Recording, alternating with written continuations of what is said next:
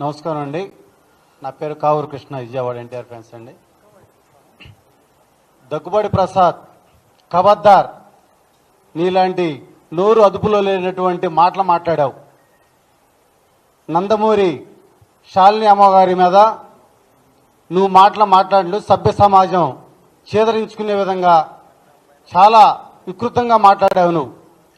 నువ్వు మాట్లాడే మాటలు ఇక చాలించి ప్రజాస్వామ్యంలో నువ్వు వచ్చి క్షమాపణ చెప్పటం కాదు, పెద్దలు చెప్పినట్టు నిన్ను పార్టీ నుంచి సస్పెండ్ చేయాలి. చాలామంది అంటుంటారండి, కర్ర ఇరగలేదు, పాము చావలేదని. ఇప్పుడు కర్ర మీ చేతిలోనే ఉంది, పాము మీ చేతిలోనే ఉంది. ఎక్కడ ఇరగొడతారో ఎక్కడ చావగొడతారో చూద్దాం. అది కూడా గతంలో ఇవన్నీ విన్నాం. మరి ఇప్పుడు వారం రోజుల నుంచి ఇదే జరుగుతుంది. మరి మీరు ఇరగొడతారా చావగొడతారా? ఇది కనుక జరగకపోతే కనుక త్వరలో ఏమవుతుందో మీరంతా చూస్తారు.